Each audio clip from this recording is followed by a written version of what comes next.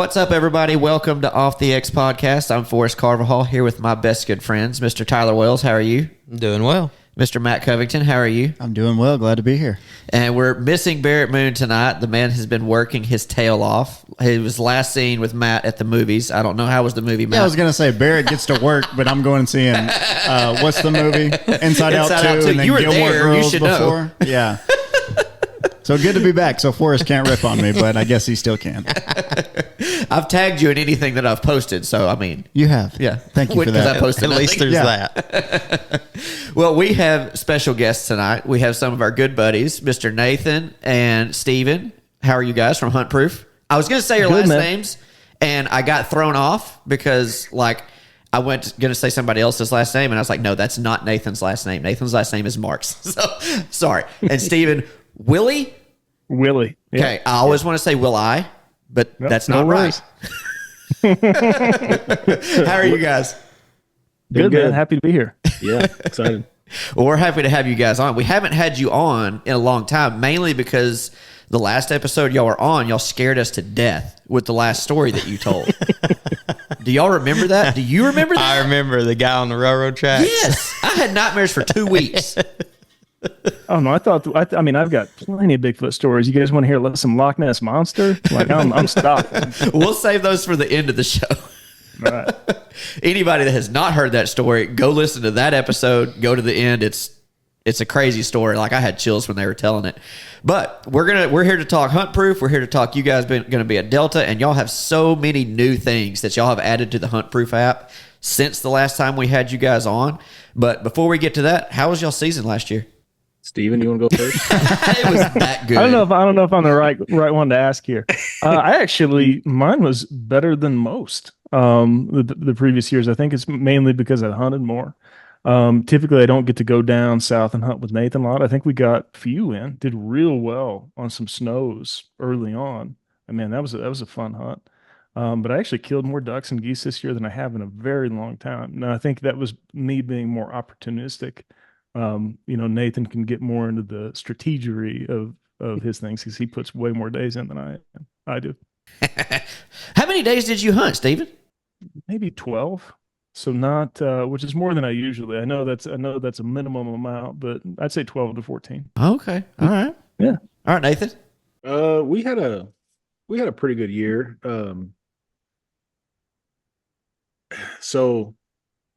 We started off in North Dakota. We did we've been talking about it for years, and basically what happened was I had a guy on Facebook reach out to me, and he's talked to me since we were on the Big Honker podcast. And basically what happened was we had a mutual connection through foster parenting. And, we kind of talked about some stuff, and he's like, hey, if you ever want to come to North Dakota and chase the ditch chickens or, whatever, come up and hunt, let me know. We'll figure it out. And I, didn't really think about it. And then it was literally the next year. And I was like, man, it's getting rough around here. And it's probably worth trying. So we put together kind of a last minute trip and went up there for, I guess we hunted 5 or 6 days and did well. We shot 190 something birds in basically 5 hunts. Good night. That's decent, I guess. It's my last decade of ducks. Well, so here's the funny part though, was using the app, you come back and say, okay, we were having like a 20, whatever it was, bird average per hunt. And by the season end, we were down to a 4 bird per average on our hunt. So it definitely went downhill just from there. Like that was the highlight for sure. Is that the first time you've been in North Dakota? It was, yeah. Did it meet your expectation? Yeah, I'll never not go, to be honest. Oh, okay. Or at least somewhere. And the thing is it was relatively simple, relatively cheap. We did 5 days of hunting for, I think, out the door, $1,200. We had 6 guys, 2 trucks. The fun thing was, we ended up meeting up with a group. They saw the same ducks we did, blah, blah, blah, had some conversations. they basically said, well, we're going to be here in the morning. If you guys are here, we'll hunt together. It's fine, whatever. Problem was, this group was from Wisconsin. I think they ended up having 8 people, and then we had 6. Good, nice. Problem was, we were running everything on panel blinds, and they had layouts, so we couldn't really hunt together that way. So it turned out like the guy that I talked to ended up calling me that night and said, "Hey, we dug through the trailer and we found 6 extra layouts." Who does that? Just got a 6 in here we didn't even know about. Yeah, and he basically he specifically said, he goes, the 2 of them are really, I mean, you're really stretching it to call it a layout blind. It's more like some camo material that you're going to lay in. He's like, more like a sleeping bag, but he said, we'll make it work. So anyway, we show up on this field, and I'll be honest, I've never seen this amount of ducks in a field. We'd watched it the night before. I think we posted it on Instagram. It was, I mean, it looked like mosquitoes out there for just hours and just rolling up a hill. And anyway, we ended up teaming up with them. We had a little bit of struggles with birds working backwards on us. It was kind of weird. But we ended up shooting 70 ducks between 14 people that first hunt. And it was like, okay. It was like, I had never done that before. I mean, it was phenomenal. We had a little bit of struggle with that many people, getting them to finish super tight, but we ended up hunting all day, which kind of pigeonholed us for the next day, which was, we couldn't scout that night. Right. So we went to one of the bigger lakes there that had public hunting, and we got there and it was froze up. So we really didn't have any options for a morning hunt the next morning, but luckily that was Saturday, so you could hunt geese in the evening. So that's what we went and did. So that you can't hunt just geese any day in the evenings. It's no, I believe it's Wednesdays and Saturday evenings the only time you can hunt geese in the evenings. That's weird. Yeah, I mean, so that's one of the things that we strategically are planning this year is, if we time it right, we can get a Saturday, 2 Saturdays and a Wednesday, and possibly have 3 evening hunts on top of your morning hunts. So, you can, in 5 days or 6 days, you could possibly pick up 3 extra hunts. It just depends if you can find burns. Steven, did you get invited this time? Oh, this time I did. I got invited last time, I think. Yeah. And after that story, guys, Matt, can you edit out when I said 12? I'll say 60 in a second, and then just cut that out. You killed 60 ducks that day, right? Yeah, 60. I will say, if I count late season, me trying to kill subdivision geese in my backfield, it may add a few more hunts. Hey, listen, those are nuisance birds at this point.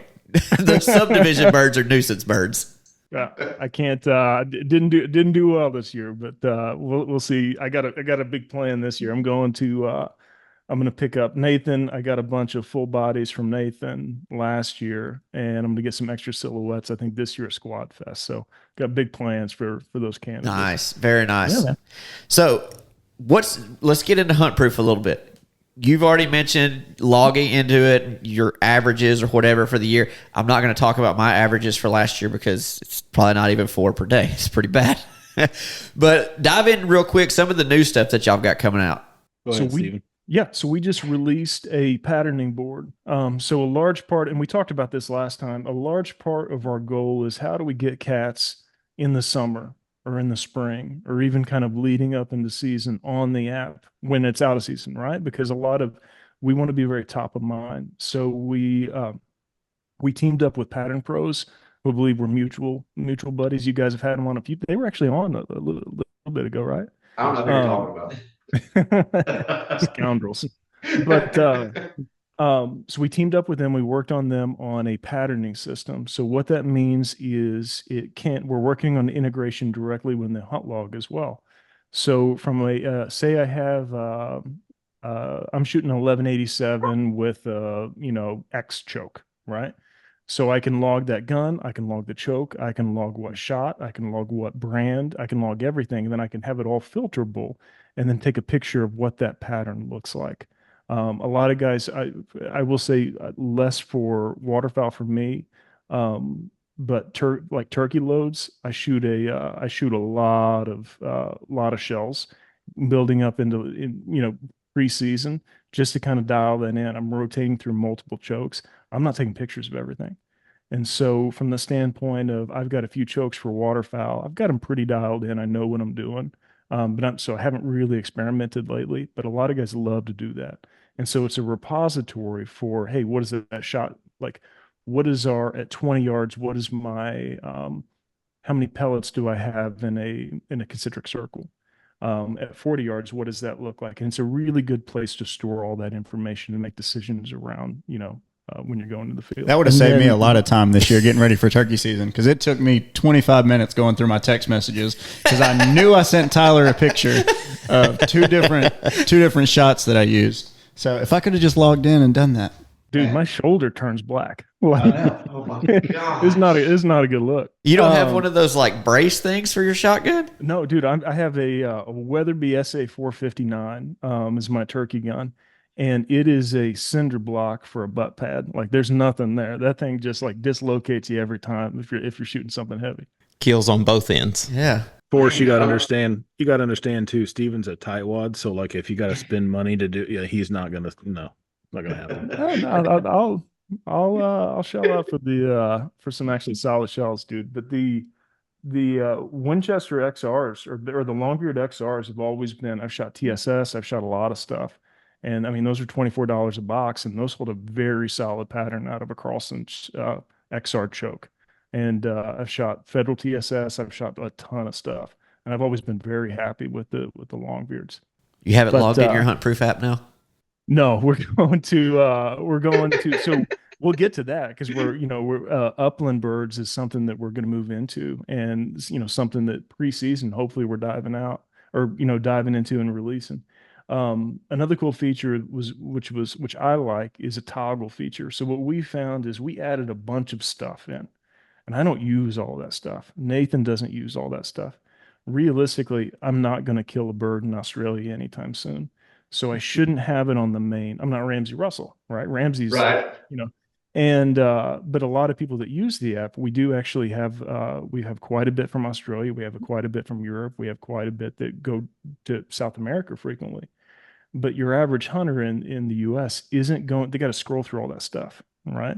And so what hit me is I was at my in-laws and I killed like 4 wood ducks. And I was having it was cold. It was like unusually cold or late for wood ducks to be on that pond. And I was getting it was getting dark because it was night. And my hands were freezing and I couldn't find where to freaking log the wood ducks. And I started to get just frustrated. And then I'm like, why am I pissed? I did this. And so I talked to Nathan. I was like, hey, we gotta, we've added so much stuff in here. There's a lot of value here, but I'm not logging everything that Nathan does. Forrest, I'm not logging everything that you do, and vice versa. I use it on everything, but there's certain things that I track or Nathan tracks or all of the users track. Everybody's going to be a little bit different. So how do we streamline that process and make it more tailored to you or me or Nathan or Matt or whoever? And so with the toggle feature, I can go in and independently turn off different features of the hunt log. So you ever going to hunt in Australia? Turn those birds off. Do you not care about how many decoys you're running? Turn it off. Do you not care about the species? Turn it off. And so that you can get it down to 1 or 2 different, at that point it's kind of too watered down, right? But it is very tailored to you where you can go in, log your stuff, log out, you're good to go. If you want to log the hyper granularity, a lot of guys love to do that. You can go for it, right? But if you just want to log 2 to 3 different things in there, absolutely. It'll make it considerably quicker and more user friendly. That's one of my favorite releases. And then we've got, from the standpoint, Nathan, I'm kind of eating into in the conversation here, but something we're super excited about right now is our dog training module. So that is something that we've put just an absolute ton of time in. We've worked with a few kennels. We worked with a lot of trainers. It's something that's been a learning curve for me. I don't have dogs. I don't run dogs. And so when we're going and designing it, I was having a hard time wrapping my head around it, and it's been a lot of man, there's a lot of stuff that go into that. What we've noticed is a lot of our users, they eat the dog stuff up. So they want more and more, different things to do in there. Right. So The two primary things that we hear on Instagram or an email all the time is upland and more dog stuff, right? It's very rarely, oh, it'd be cool if you had X, or you know what I mean? Like it's primarily, Nathan, correct me if I'm wrong here, but it's always upland or more dogs. Yeah, in And general, it mostly is. Yeah. yep. So via partnering with these kennels and then kind of learning what they look for, probably tomorrow, maybe by the time we release or this podcast is released, we'll have it in beta testing. So super excited about it. We'll do some previews on Instagram. But Nathan, if you want to dive into it a little bit more, I think you could expound. Yeah. So basically, the goal was, well, like Steven said, we definitely want people to use it in the off season. We don't want them to forget about it, and we got to provide value to the person to use that in the off season. So, I had a couple different guys that I've talked to with actually about dogs, but in general, just app users, and they're like, hey, it would be cool if we could design our training sessions inside the app, and so you use the Google images, the maps, and design how your training session is, whether it's a launcher throwing a right back, or a blind, and all that stuff, and you can see topography and structures and whatnot, so you can visually see all that in the mappings part of the new training session or training module. And then there'll be a weather criteria, just like always, it automatically populates on your location. And then you can go in and put different features, like I think it was it the dog's was it his mood? Did we put it as mood, or what was it called? We did dog attitude. We Attitude, did that's overall right. Performance, so 1 to Yeah. 5, poor, neutral, good. So there's a lot of kind of granular criteria that you can log as well as actually logging where the blinds are, where I'm going to mess up this verbiage, Nathan. You're going to have to help me here. But I was on a roll and I was like, I got it. I don't know it very well either. My dog isn't that at that level, but it's very, very much. I mean, the guys that are doing the competition, the dogs, they take it very seriously. They take notes. They dive deep into it, and everything has intention. And with this app, you can go back and see, okay, every time I do this kind of a setup, the dog struggles, and you can document that and go back and just like I go back and look at hunts and look at what I wrote down, they can do the same, and then they can say, okay, this is what we need to work. Because when I was training my dog, the module that I trained with, it had a note section. Where did you kind of leave off? What were you seeing? Was the dog not taking a hand signal or something? And you don't want to keep doing repetitive stuff that the dog actually already has down. Let's go work on some stuff that you haven't figured out yet. So I think the dog training, we're basically calling it a training journal, is a good asset for anybody. And the best thing is we didn't raise the price any. So we're basically going to have a waterfowl journal, dog training journal, and hopefully before the season, we'll have the upland journal. So you're basically getting all 3 journals for the same price. We're just going to over provide value and basically try to make it to where you'd have to be pretty silly not to, invest your $30. That's legit. And I will say, like what y'all are saying, dog guys, and I talked with one of them today, like when they actually go into it and they're taking these dogs during this time of year to go run trials and all this stuff, like they are into it. Like it is a whole new season for them. Like, after duck season, you've got turkey season. And I know dog guys, they're like, well, it's training season now. So that's really cool that y'all have got that on the app now, because you can, just like with the way we log our hunts, you can be as in-depth as you want to be about it. And the more into dogs and dog training you are, the better your notes are going to be with that. But somebody like me that could go out and just be like, okay, he was struggling with, left. today. I can put that stuff in there and it's still going to help me. But yeah, I like that. I like that a lot. So is there an option to share those training sessions with somebody like you can on the hunts? 'Cause like my mind immediately went to Tyler, and your dog's off right now at a trainer. Maybe you get like a weekly update or progress report or report card from your trainer. Is there a way to go in there and share those sessions right now? Well, we're still in development, so there might be. Thanks, Matt. Write that down. If I made your life harder, think, just let me know and we'll X-nay that. But no, I mean, I think so. I think it's important to note that with everything within the app it's living and breathing, and it can be iterated upon. Yeah. So from the standpoint of a lot of the stuff that we had in V1 is completely changed now, solely from Instagram feedback or email feedback or Facebook feedback and I think we may have talked about last time, is we tend to get a little bit horse blinders on when we're developing or designing for us. And so we need that stress testing. We need to be like, well, why these guys do this? You know what I mean? It took me to kill those 4 wood ducks and be frustrated that I couldn't find where to log a wood duck to introduce a toggle system, right? And then doing that, it's constantly improving. So I think in the past 4 or 5 months, we've had 3 to 4 major releases. If we hit Upland out, that'll be a 5th in between seasons. So our whole goal is in between waterfowl season is to do as many major releases as we possibly can.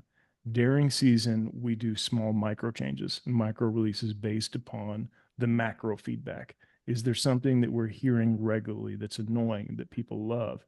Maybe we can go in and edit that during mid-season, but we don't want to make major sweeping changes because it's working for people during that season. So kind of where as we're leading up into probably September for Upland, Nathan. Yeah, I hope so. Yep. After we get the dog training app, and again, there was at least for me personally, there was a considerably larger learning curve because I had to kind of dive into it, talk to a lot of people like, hey, what is this? You know, and it's like, I find it fascinating now. Like, and so it is, once we get that through with that rather, then we start building out the Upland Journal. And I think reasonably we could have that out by mid-September. We've already talked to a lot of people as far as what criteria they're looking for, what value we could provide within the app to them. And then again, after this initial season, we iterate upon that to tailor it to, the majority of the users that are on the app on a daily basis. I mean, Upland and waterfowl both, I still go back to the dog. And I'm like that you just improved the dog stuff more with the training stuff because it's during season, you write down so-and-so had trouble with this, so-and-so had trouble with this, and then you go to the train. I'm going to always default back to the dogs right now because I'm geeking out on that a little bit. I really like that. I can't wait to dive into that more. But yeah, I like that a lot. I think one of the things too is like I'm running 1 dog, but I know guys that run 2 and 3 for actual just hunting situations. Like they themselves run a couple different dogs, and they'll take 2 or 3 dogs with them per trip, and if you start running into it as a dog trainer in a training sessions or whatever, are they taking 4, 5, 6, 8 dogs? Like think about that. You can log out of this dog, go back to that dog, and every set you can run it for each dog. So now you got individual notes for each dog. It's not convoluted between a bunch of notebooks and you mix them up and was that his or hers and whatever. It's being organized, being able to find it. It's all right there. It just makes sense. Yeah, I do like that a whole lot better. And you don't get confused on in between running certain dogs. Like, well, did this dog have trouble with the back to the left or was it back to the right, or what exactly were the issues with that dog versus the other one, especially when you're running a bunch of dogs in one day. Like they kind of blend together after a while. I bet they do. I bet they do. So after y'all have hunted and used your own app for how long have y'all had it? It's not 2. Is it 2 years already? About 2 years, I believe. Yeah. That's right. It is. I should have 3 seasons in, but it's really only been on the app stores being pushed for basically 2. Yeah. Right. Okay. So is there anything that you've noticed recently that you want to add to it, or you like what Steven was saying earlier, I wish why did I not think of the toggle thing or whatever?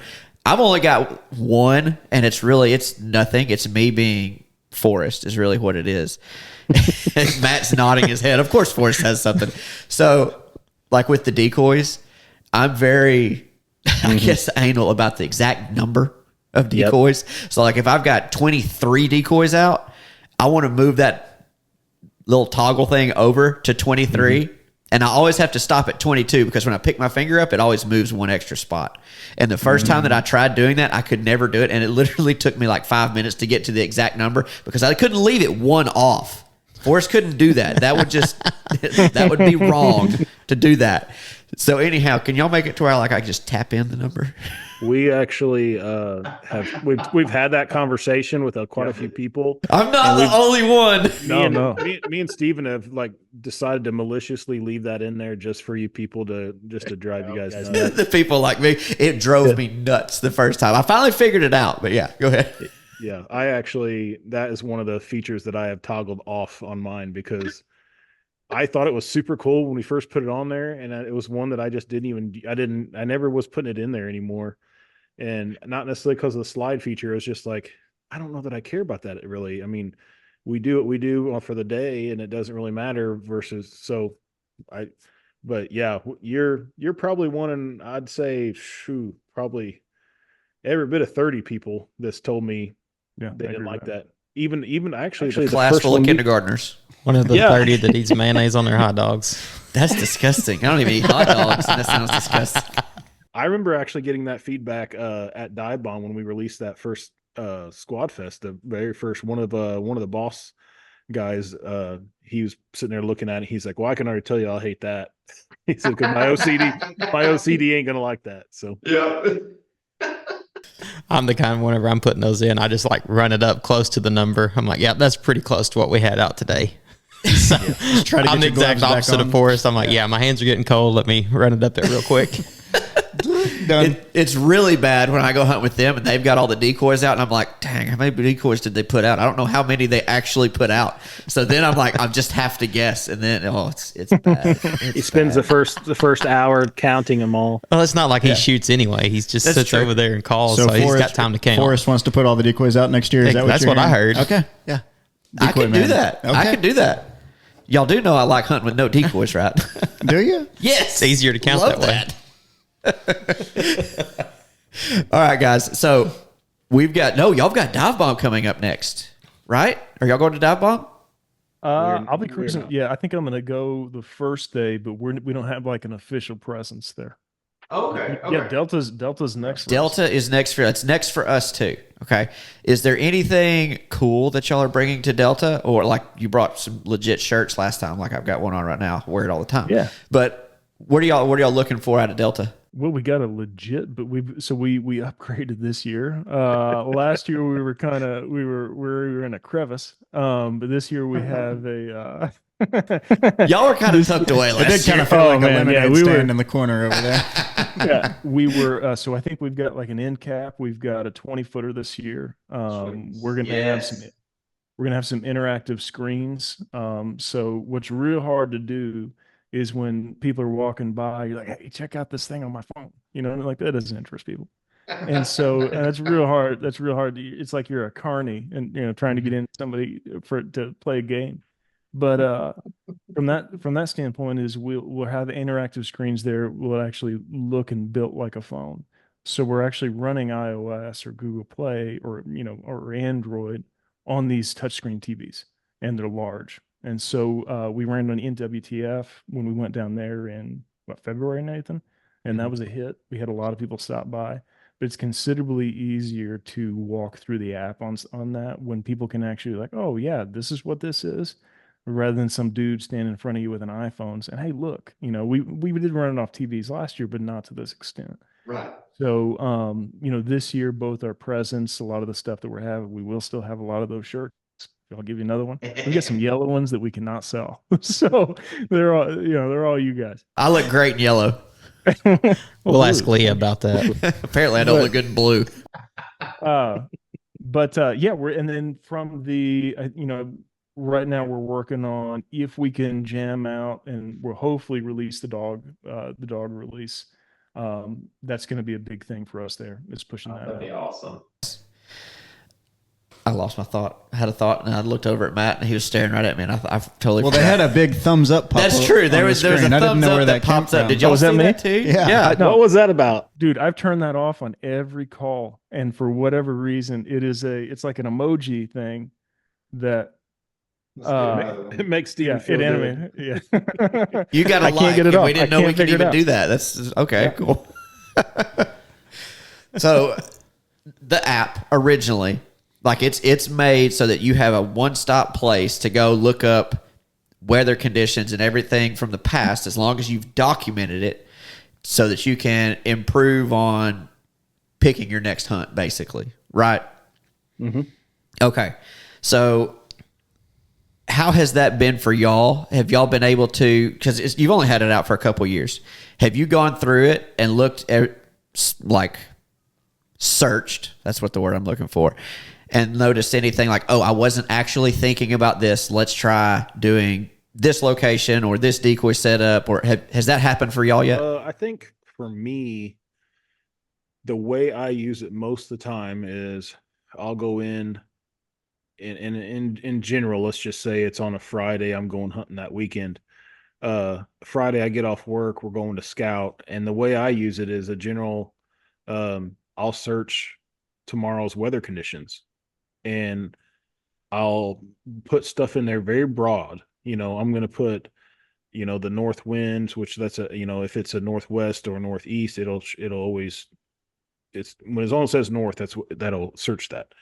And I will do my searches based on the weather conditions. And, I kind of use that as my first search, see what pops up. And if I have 5 or 8 hunts that pop up with that weather condition, you'll see the variation. Well, okay, let's say out of 8, half of them were at Wren Lake public area, and then half of them were at Pyramid State Park public area. So then I'm going to say, okay, now it's a 50-50 shot. Which ones were successful? So I'll go back and look at kills on those. How many birds? How did we set up? Dry field, water, boat? What did we do? And then I'll just make some assumptions off of that. Is this where we want to go? Let's try this. Historically with this weather pattern, I like to see if I can find a trend for, say, if there's the public area, Wren Lake that we hunt. Let's say on the draw side, it's probably like you guys in Arkansas with the flooded timber. You could throw a baseball at the next hunting party. It's not very hard. It's really not that bad. So if you have a situation like that for us, you can tell, like I've been putting notes in, hey, we hunted number 27, we shot 6, but number 26 shot 4 or 5 at least, and number 22 shot, like I can see where they're at while we're hunting. So if they're volleying like crazy, which they might be shooting blackbirds, you never know. But at the same time, you can I'll put that in my notes. So I can take 15 minutes and dissect 4, 5, 6 hunts, and usually just kind of come up with something that I feel like is better than just shooting in the dark. And then if we have extra help scouting, or someone can go one direction, I can go the other, then we'll still go check something else out. But I use it more as a, like when there's a limiting factor involved, time, or it's already getting dark and I've only got 30 minutes. Like, do I go north or west? Like which direction do I go to look? So, and like we talked about before we turned on, like if you don't draw out, now I know I have to go to this place. I don't have any option. So now where do I go at that place? Where have I historically done well? If I have to hunt that lake because I didn't draw, where do I set up and how do I set up? I look at it a ton the first week of season because after the first week of season, I've kind of like got an idea of where water levels are, where ducks are being shot or whatever. But that first week of season, when I haven't duck hunted since January, I know what water levels are now, but I don't remember what they have been that time of year. So I go back and search like that first week of season. It seems like I search the app really, really hard to figure out what was it last year, where was I at, what were these conditions, and how did it turn out. But I do like that. But my main thing that I search on there is water levels.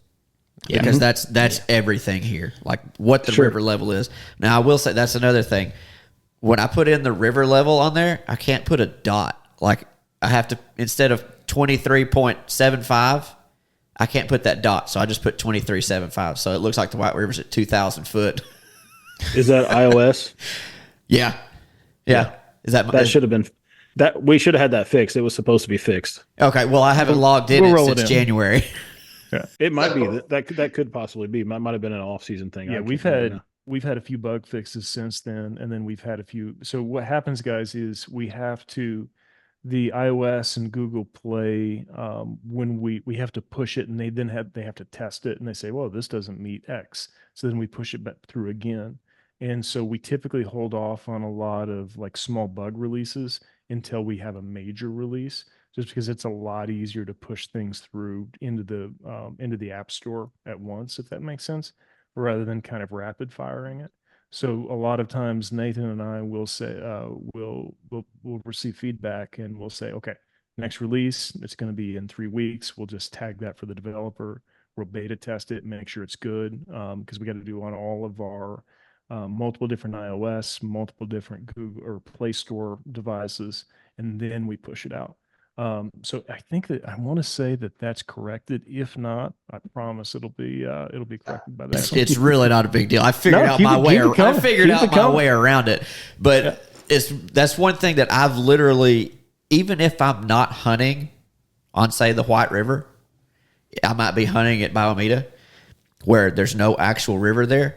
I will log what the river is at and I'll log what the WMA is at. But I usually put that in my notes because they do correlate. I'm not going to go into how they correlate, but they do correlate with each other with the duck numbers. Forest being forest. Forest being forest. If he sees a turtle crossing the road on the way there, that goes in the notes too, because that correlates. You know, I went fishing one time, and there was this old man that was at the boat ramp. He had like 3 fingers, and he said, you know, the turtles are out today. The fish aren't going to be biting. I was like, all right, well, we'll see. And we literally caught a fish right off the boat ramp. And we just smiled and threw it back and kept going. So, yeah, I thought it was a joke about him missing fingers. Sorry, that's why I was laughing. He was the turtle, man. But, yeah, he was missing fingers. I'll never forget that. Sorry, tangent. Oh, you're good. Do you have something, T? Yeah. This turtle story's thrown me completely off. Yeah, we're going to have a turtle option on the next app, guys. We need that in there. Yeah. I mean, species and everything. I'm like Forrest. I use it more for the opening part of season because of it's been a year since I was here. And then me and him and Barrett, we had a big argument about what the weather was on the opening weekend one time. And Forrest pulled it up and let us know how wrong we were real quick. Keeping receipts. Oh, yeah. I don't even remember that. It's when we went and hunted Lake Conway the opening weekend instead of hunting on the White River. Oh, the one when we shot the ducks, the shoe ducks? Yeah. Man, that was a really fun hunt. That was a fun hunt. But yeah, that's what I use it more for. I use it for that early season of like, all right, what was it doing last year? What was the river levels at? So then that way I'm kind of like go back like, all right, I remember there's backwater trapped here, here, and here.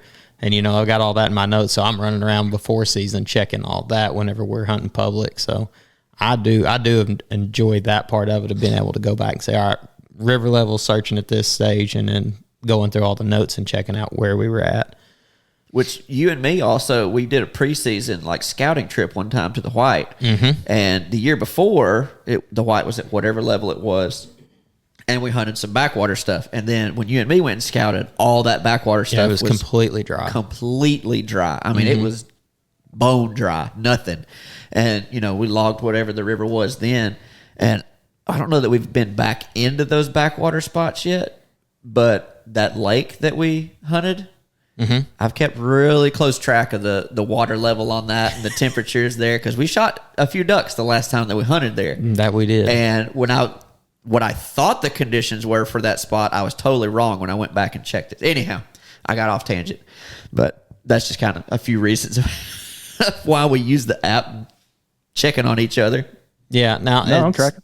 in the app, is there a way, and I may not have seen it, is there a way to go from where your notes are for scouting, what you've seen scouting or whatever, is there a way to pull that in to see what happened on the actual hunt?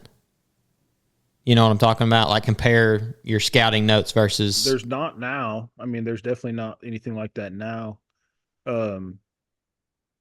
I could see, like, you want to be able, to be able to do a comparable between what you saw versus how your success was, basically. Right.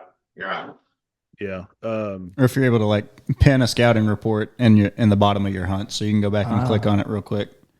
Yeah, this is turned into like a mastermind for ideas. It's just a round table. Keep it coming. I have another I was idea. like, oh man, that's a great idea. Why we don't did have to do a that? podcast for this. You can just Yeah. call us and tell us. Do you have a spot in there where we can put game warden alert for this boat ramp? At Yes, this time like of day? Waze. It just Exactly. pings everybody in the area. Yes. like you're like still- Waze you're- whenever you're driving down the road and it's like cop reported ahead. It's like game warden, and as he gets closer, it just keeps pinging, gets faster.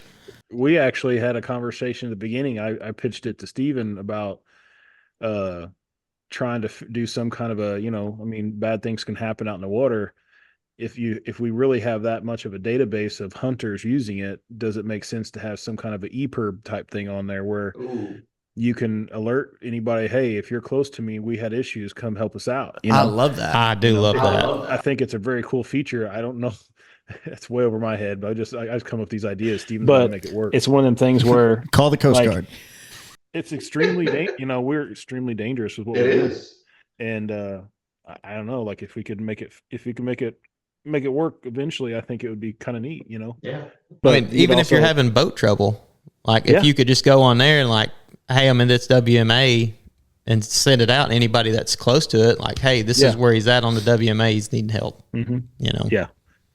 I don't know. I like that idea. I'd really need some help to be sending out pins on a WMA. Well, you can walk out of your hole. You like, don't come to my exact hole, but I'm in this area. Just look for I'll the only meet you on boat the still way here. out.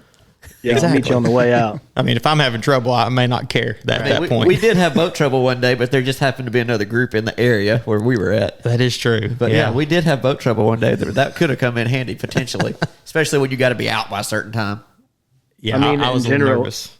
In general, you can, obviously we got our phones and you hope that, but I don't know.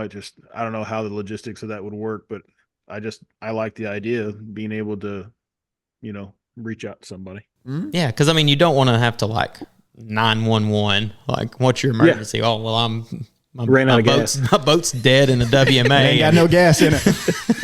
right? I ran out of gas. Like they're gonna be like, oh, these guys. Send the game wardens in there. I'd rather just another hunter come help me out than me have to get green jeans in there. And you get towed and a ticket. Yeah. Towing a ticket. That's They'll find something. They're going Right. to find something. Yeah, I like for sure. that. I like that idea. Absolutely. So what we, in regards to like what Forrest, you asked earlier about like what we personally want to see in the future. Yeah. And like what we see hunt proof being.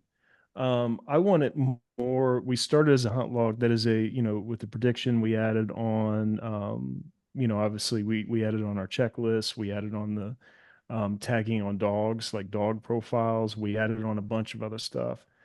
So it's kind of grown. Well, at its core, it's still a journal, right? That's primarily what people use it for. And then we just tack on this other stuff because we think it's cool, right? And other people think it's cool. But what I'd like to do is have it as kind of like an overall resource for, we're moving towards, obviously we'll have the upland portion, the waterfowl portion. So I think we're gearing more towards like wing shooters in general.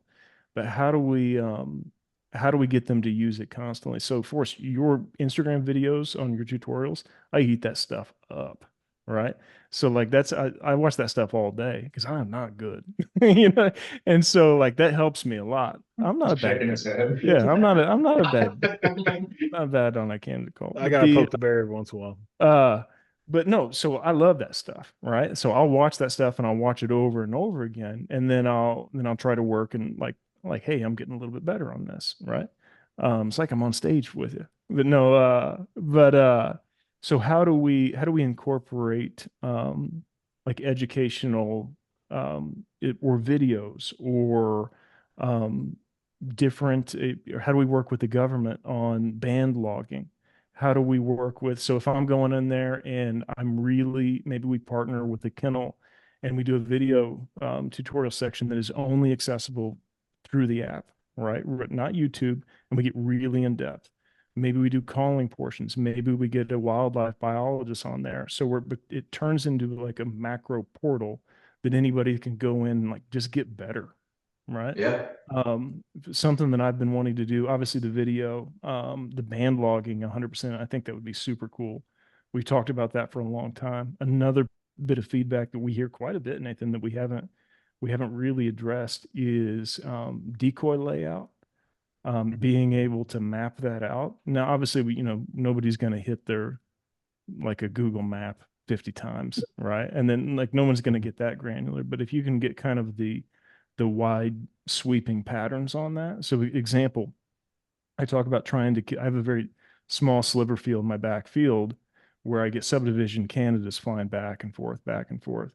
And I bought a bunch of Nathan's full bodies. It looks like he took a weed eater too. I mean, these things have peg legs um, and so I I gave got him a discount. yeah, he did. It was a good deal. It was a good deal.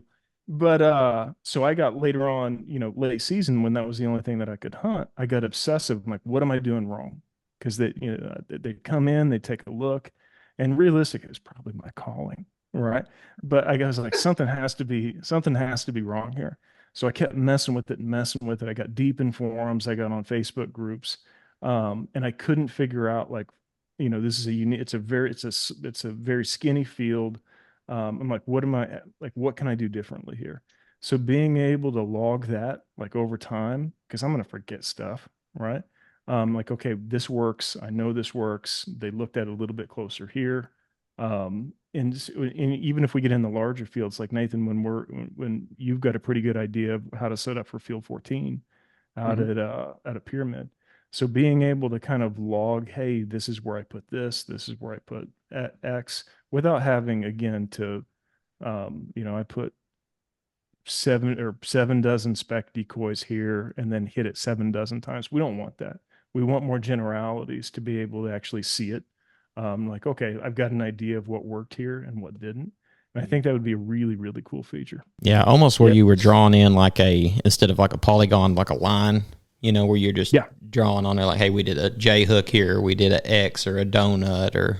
I think what we really had talked about was if you have let's say a little screenshot of where you're actually hunting using that Google map, but you could even go in and say, okay, here's a little library of images, a duck decoy, a goose decoy, a spinning wing, or if you're into that, or rippler, and you could literally just tap it on the map. A few ducks were here, the landing zone was here, blind was here, and it's enough to you wouldn't have to spell it out in your notes section, which that's what I usually do now. And so if you wanted to get away from the notes section or do both, it depends how many, some guys want to get in the weeds and they want to really they enjoy putting that in there, which I do. And it all, I enjoy it less on the bad days for sure, but the good days, I want to know all the details why it worked, and I think there's just a lot of little things like that over time.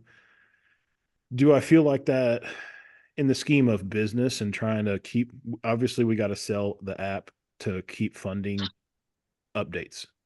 Can't keep throwing free stuff on there and trying to make a business out of it. So it costs a lot of money. So does it make sense to throw a decoy mapping feature on there that costs a certain amount of money if it's not really going to get a new user, but it might just keep the current user happy and like, oh, that's cool. I kind of like that, or oh, I don't really need that, but I'm still going to use it because it's there. We just have to continue to try to grow features that may or may not be the limiting factor of why someone would want to use the app.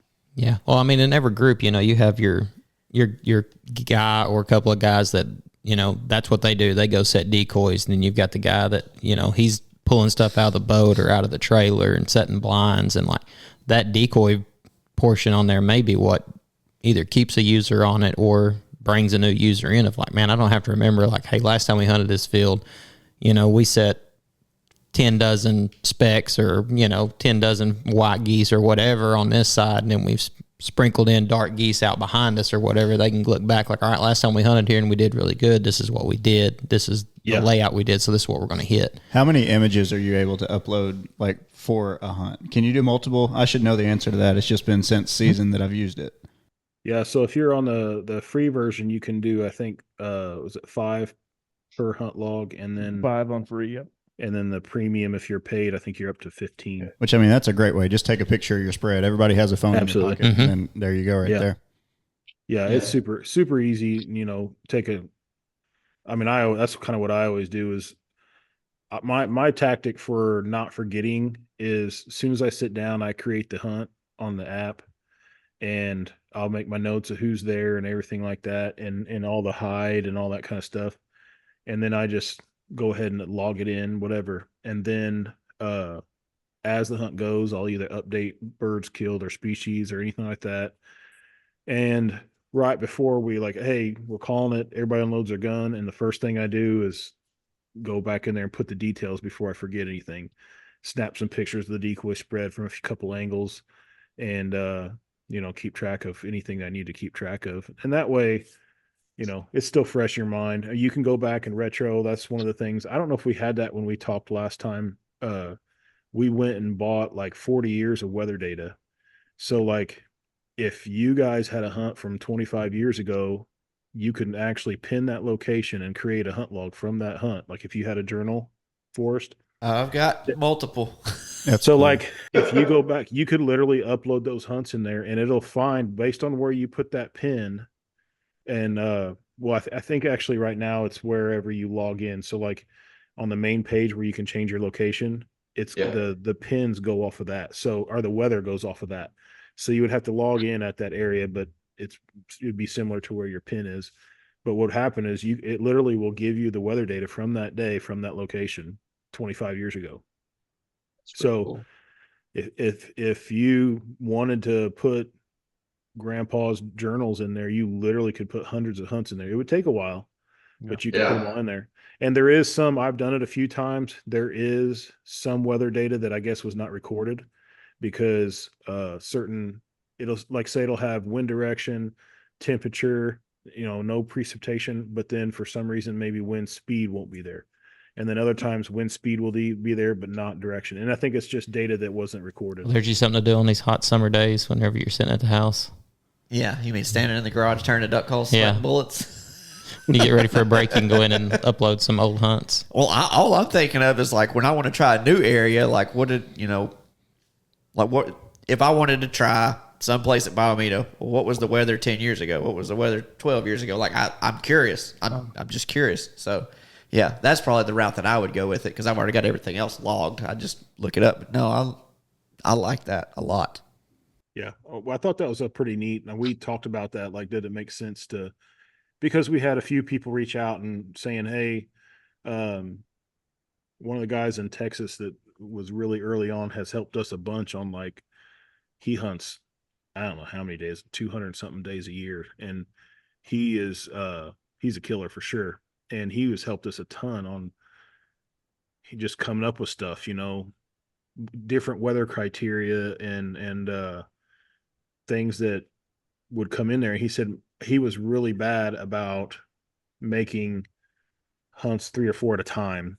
You know, he would hunt 2 or 3 days real hard and then have a day off, and then he'd go back and make his logs, which being retro and trying to retroactively do those hunt logs was, you know, kind of tough. And it was, if he wanted to change, because like everything's editable, like all the weather, if you think it's off, you can change. Like, let's say it says it was sunny, but the birds didn't fly until noon. Well, it was overcast by then, but the weather API that we use said it was a sunny day in general, right? So if you need to change that, you still can, you know? So let's say the weather is saying that it's a sunny day, but you shot all your birds in the first hour when it was still overcast. You can go in there and swap it and say, okay, when the sun came out, the birds died, or vice versa or whatever. So everything's edible in there too. Weather, all those criteria you can go in and change. We all talked about the free app and then the paid version. So kind of plug the app for a second, what you get, what you can access through the free, and then what else you are getting on the paid. I had another thought. Go ahead. Well, here, we'll go through this real quick. Sorry. I was thinking of something, had a brain fart. home. I've had a multiple today. Apparently, I've had a long day. Y'all have turkey stuff on there yet? We don't. That is something I actively want to include. Now, do we work that into Upland somehow? I don't know. Probably. All the crap you talk about turkey hunting. Oh, he's in it now. He's done now, have isn't he? killed one. Maybe. Might have killed 75. I don't know. Are you on the barometric pressure? Is that what you're? Dude, I would probably go more in the weeds turkey hunting than I would duck hunting, to tell you the truth. This guy. Yeah. No, I would have number of steps. The bird was moving up the hill, down the hill, left to right, east, west. I mean, I would go crazy with that too. I was just curious. They're giving me crap about it, but I was just curious. Turkey hunters, I feel like, are very in-depth about their hunts. Matt, you turkey hunt more than any of us right now. Yeah, and I have a whole Turkey Tales journal that I keep. See? All right. Giving me So grief that's- about it. No, I'm sure y'all thought about it. So We where have are y'all this at with happen. that? So we're gonna try to roll that into the Upland Journal. That's something that, like, I love turkey hunting. Matt, when I first met Matt, we talked. Well, you got a Grand Slam, right? Yeah, I did. Yeah. So And that was that like could the be in there just like the ducks yeah, hit that list was, thing. absolutely. So that was the first thing Matt and I talked about is, and you're right, like we went to NWTF this year, and I love turkey hunting, right? Like I do not deem myself as a respecter of people or that would fanboy over anybody until I saw the hunting public guys in line for the bathroom, right? So like, and I lost it. But and for that matter, you're 100% right. Like for me, like I look at rain. I look at a lot of this stuff. Like, are they on the limb longer? I try to remember all that stuff. I have a little orange log that I keep everything in.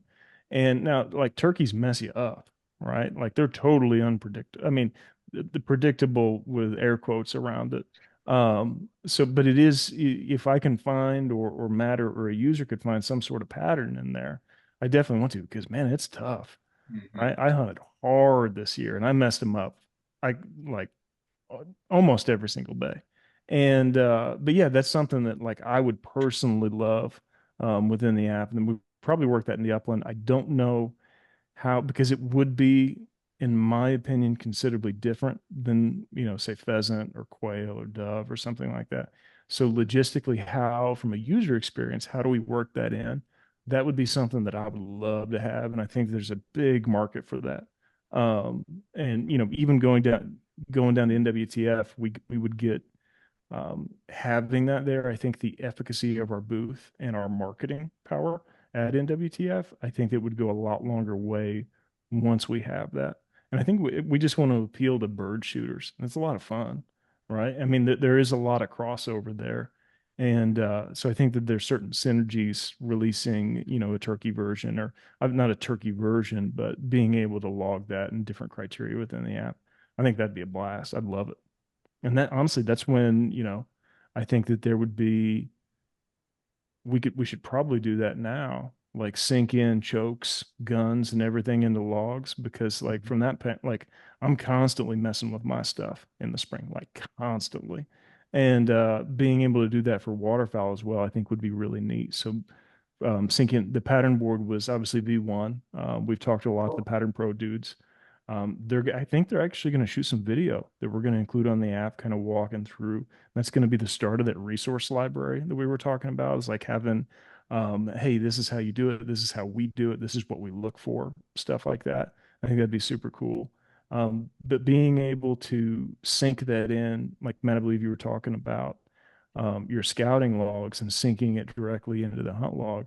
I think it'd be really cool, Nathan, if we did that for the, hey, I used X gun or X this, especially once we get into, a more diverse group of birds. I think that's even more important.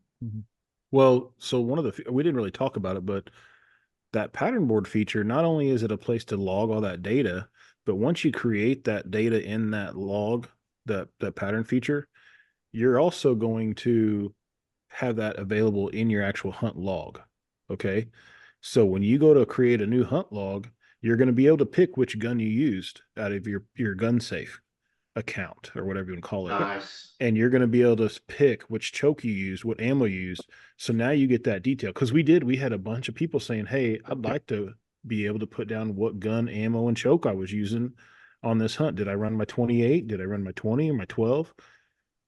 Did I, and guys can put in their notes, hey, shot like crap. I'm not picking up this 12 gauge ever again, and so now, because if you put that gun, choke, or ammo combination into the pattern board, it will automatically be available as a pop-up whenever you try to put that detail into your hunt log. And that was the best way to put all that information inside the app and keep it user-friendly and not just get, all over the place. Because then you start having to type everything with cold fingers. Yeah. So you can upload all that stuff pre-hunt, pre-season even, if you have all your ammo options that you like to shoot based on where you're at, how you're hunting, if you only run the 28 gauge in the close timber and then you run the 12 for goose and whatever, you can do all that. And it really, like I could see if you go to upland, you're going to have that same situation, but I'm sure we can figure out where they interact with each other and kind of have duplicate. So you could have a pattern board feature over there as well, because you're going to throw some turkeys in there.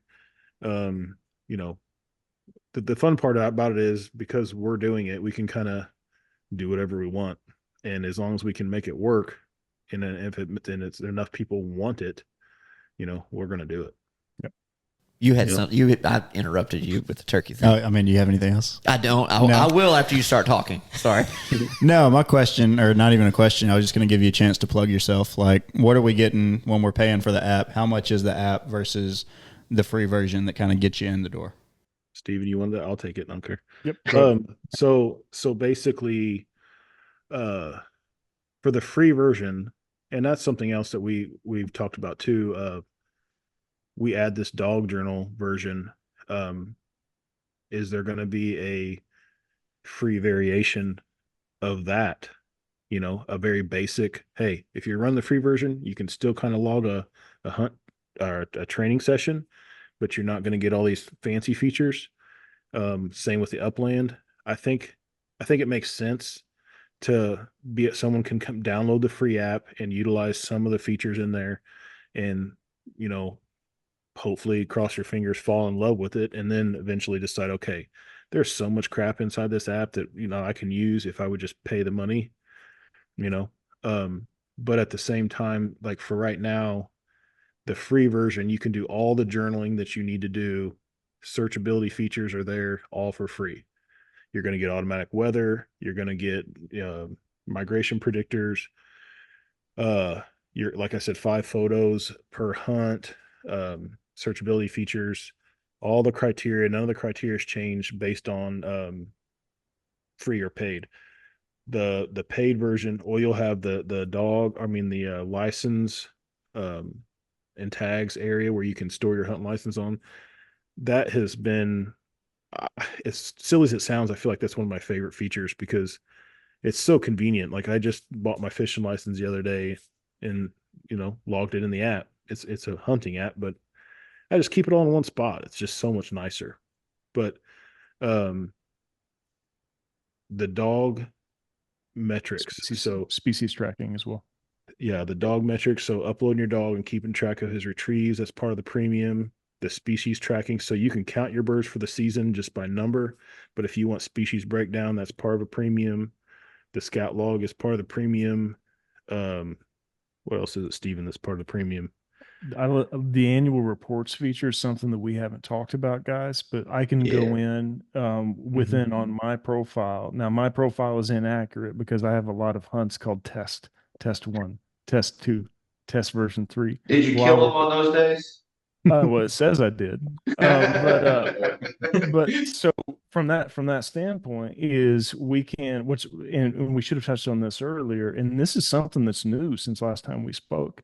So I can go into my profile and then I can on an annual basis, I can see everything that I killed down to the species. And then it'll export me a nice little like chart with a bunch of graphics and everything. And then it rolls over July 5th. Is that right, Or, Nathan? yeah, July 1st.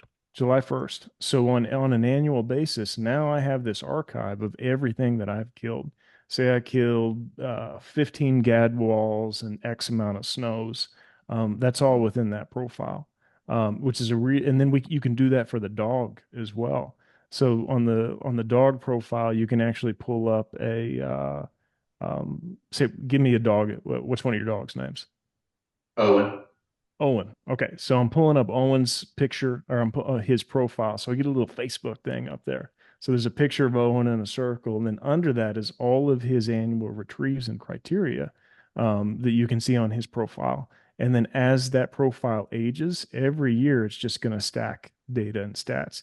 It's really, really neat looking. One of the more like aesthetically cool looking things that I think that we've done on the app. So I pulled up my yearly harvest deal for mine Yeah. because you reminded me of it. I've looked at this a few times since season happened. Yeah. But I wanted to go back. Like, so what do y'all think? Because I always log for the group. I never log just my number of ducks. Because you don't shoot. That's exactly why. Yeah. What species of duck do you think topped our charts for when I was there? Wood ducks. Woodrow, I have the pictures. That was close. Wood duck and gadwall were tied for second. Really? Yes. Really? There was another duck species that beat those. Bluebills? No, I didn't shoot no bluebills.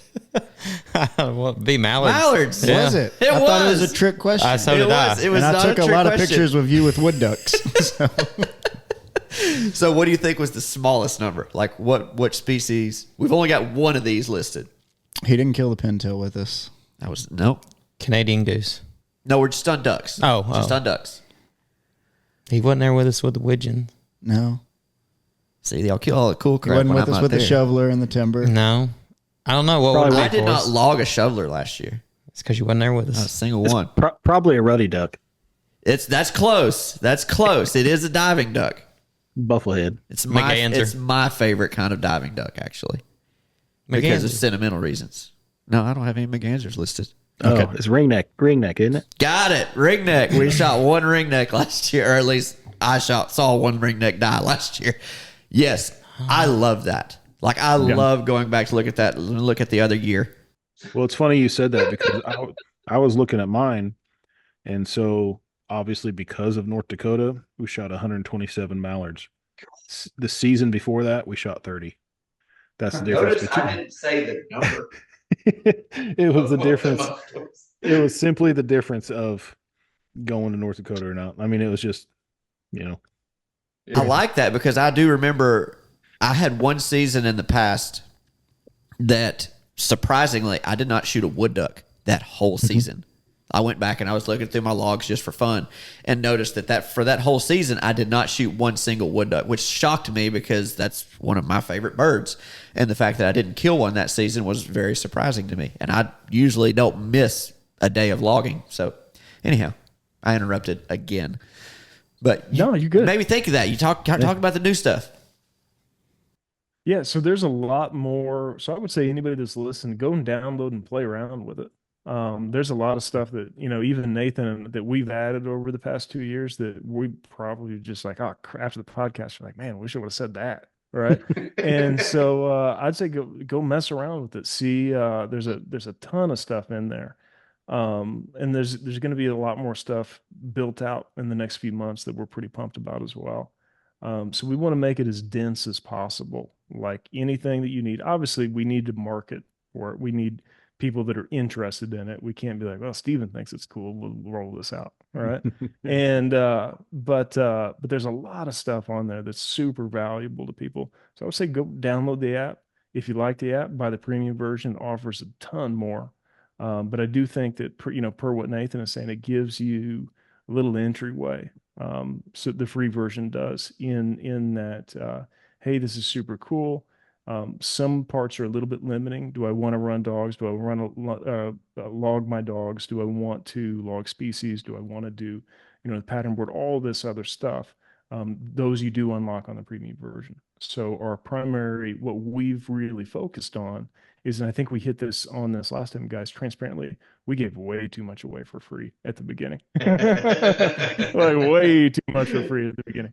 And because we were just trying to get users in. And so now what we're doing is building on top.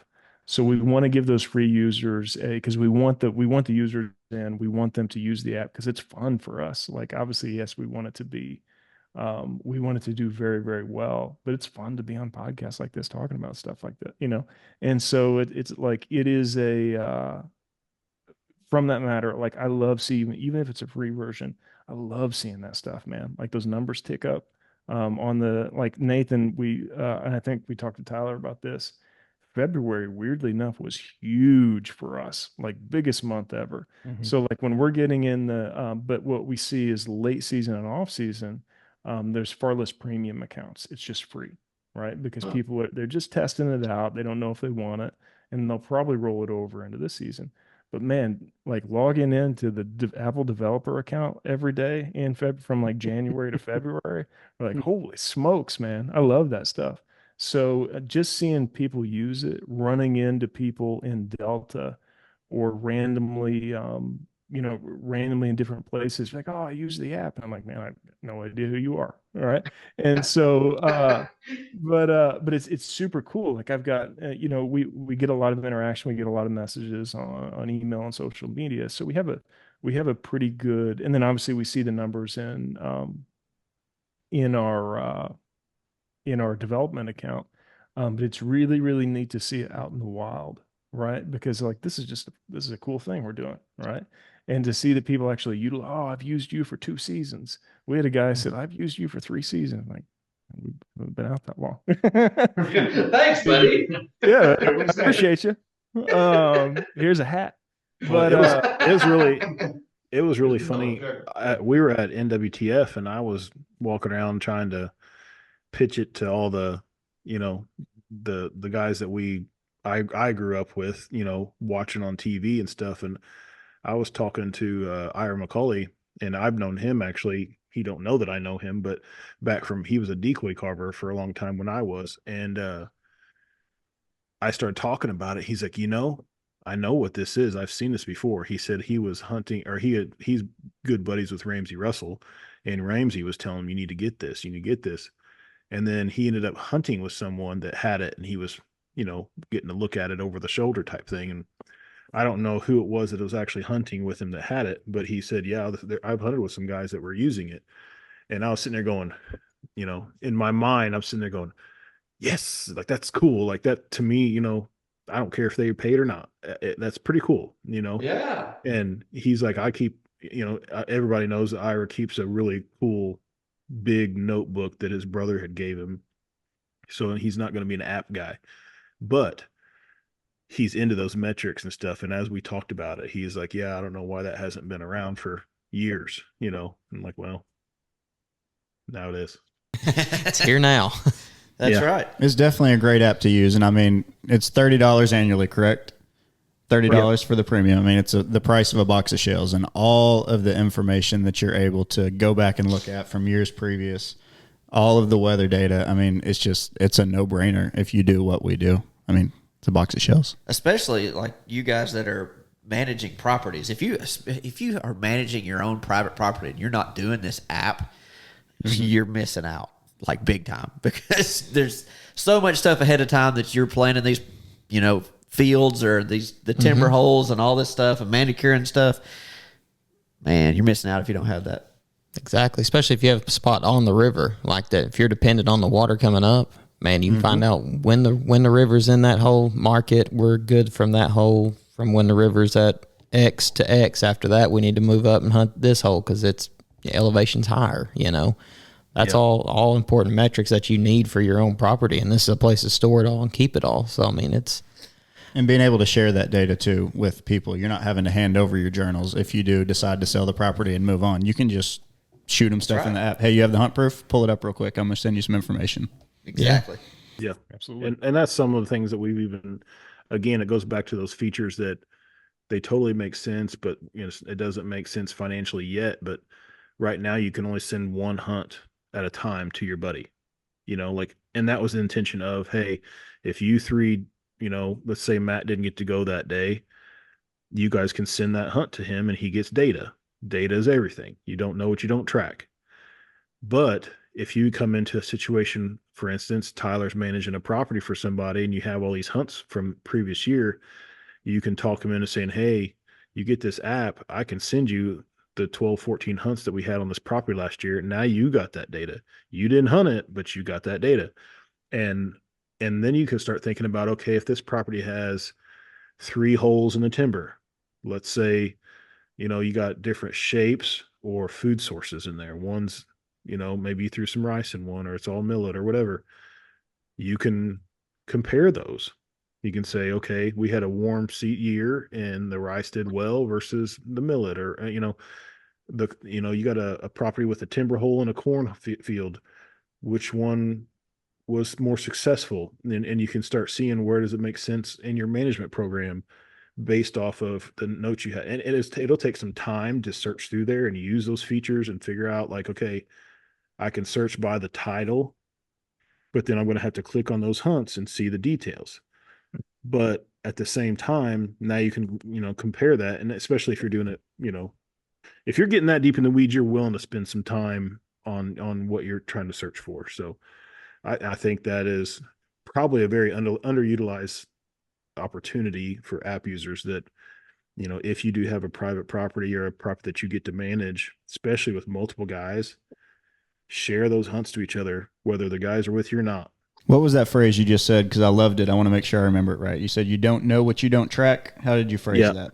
You don't know what you don't track. And that's a business model. That's anything, if you don't pay attention to it, that's one of the reasons why I made the app, was because we all know that we've had this historical knowledge that we've created in our head. So, 12 years ago, I hunted this place and had a banger hunt, and I'll never forget it. Right. And I know it was snowing. I know the wind was blowing this direction and blah, blah, blah. But there's so many hunts in between there that may or may not have been that great. And there's information there that needs to be put down, because if you don't, you just forget it. It just gets swept under the rug.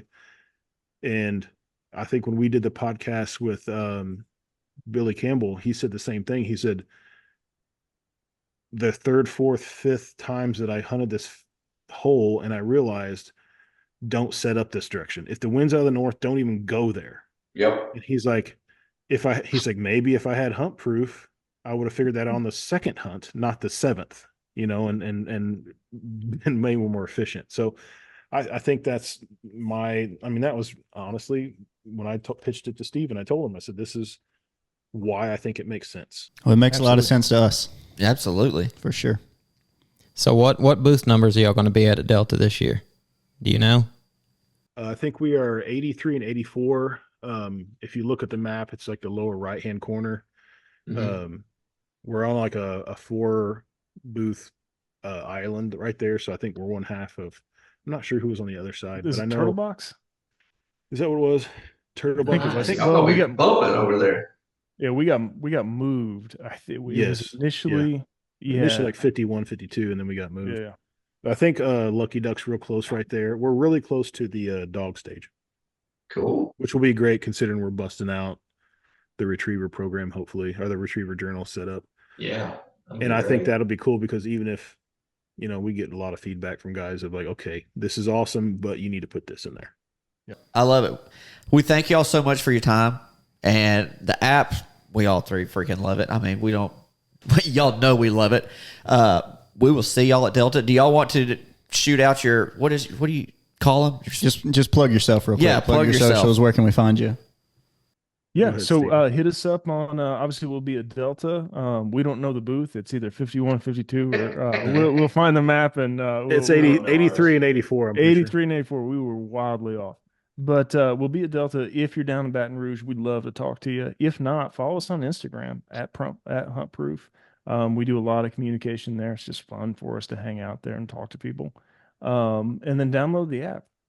Let us know if you like it. Let us know if you don't like it. And then because we always are looking to improve and then try to serve the end user. But yeah, we'd love to hear from you in regards to what you think, or just talk about hunting, right? Like if you look at our a lot of our emails and social messages, sometimes it's just not even remotely about the app. Sometimes it's about like, hey, my dog's not doing this. I'm like, I don't know, man.